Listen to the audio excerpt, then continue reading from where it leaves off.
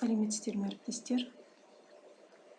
Мен бүгін сіздерге қашықтықтан оқу кезінде өзімнің қолданып жүрген Jamboard формасын көрсеткім келіп отыр. Бұл бастауыш сыныпқа өте тиімді. Jamboard формасының тиімділігін айта кетсем, бұл жерде Google-дан керек суреттер мен фигураларды тауып көрсете аламын. Және де сабақты жасап алып, Zoom арқылы көрсеткен ыңғайлы.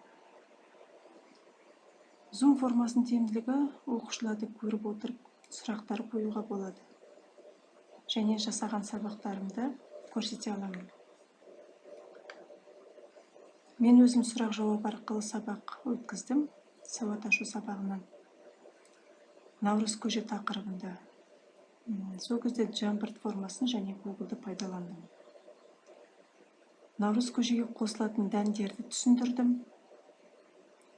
Сұрақ жауап арқылы балаларға сұрақты оқып беремін, одан кейін жауаптарын тыңдаймын. Тыңдап болған соң суретті қозғалтып, сұрақтың жауабын оқып беремін. Дайындаған сабағымды ұсынғым келіп отыр қазір сіздерге. Бұл жерде мен енді 3 форманы қолдандым деп ойлаймын. Бірінші Jamboard формасы, Google, соңғы Zoom формасы. Jamboard формасы дегеніміз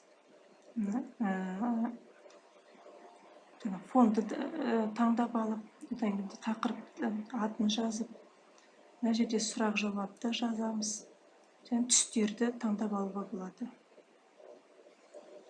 Google-дан керек суреттерді тауып қоюға болады. Және осы жасаған сабағымды мен Zoom арқылы балаларға түсіндірдім. Бұл енді бірінші құрт неден жасалды деген сұрақ. Сұрақты балалар тыңдайды. Тыңдағаннан кейін өздерінің жауаптарын айтады. Жауаптарын айтып болғаннан кейін құрттың суреті тұр. Осы суретті мен жылжытып балаларға құрт неден жасалған екенін оқып беремін. Құрт сүттен жасалады. Яғни, мына сұрақтың жауабын мына суреттің артына жасырып қоямын. Екінші, сүттің қасиетін білесің бе? Балалар сүттің қасиетін айтады. Айтып болғаннан кейін суретті жылжытып, сүттің түсі ақ, сұйық зат деп жауабын оқып беремін. Оқып болғаннан кейін суретті қайта жылжытып, жауапты жауып қоямын.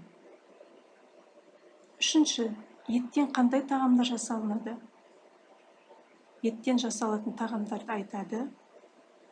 Айтып болғаннан кейін суретті жылжытып, еттен манты, түшпара, қуырдақ, тағы басқа тағамдар жасалынады деп көрсетіп, оқып, қайтадан суретпен жауып қоямын. Төртінші, бидайдың түсі қандай? Балалар бидайдың түсін айтады. Айтып болғаннан кейін жауапты көрсетемін. Бидайдың түсі сары. Бесінші, тарыны сипатта. Яғни балалар тарыны сипаттайды.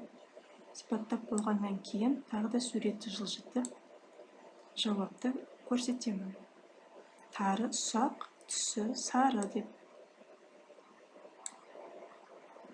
Алтыншы, су қандай? Су қандай екен айтады. Айтып болғаннан кейін суретті жылжытып, су түссіз мөлдір деген жауапты көрсетемін. Суретті жылжытып, жауапты қайтадан жауып қоямын. Тұзды сипатта. Тұзды сипаттап болғаннан кейін суретті жылжытып, тұз ащы, қатты, ақ деп жауабын айтамын. Осылай мен балаларға сұрақ жауап арқылы наурыз көжеге қосылатын дәндерді көрсетіп айтып өттім.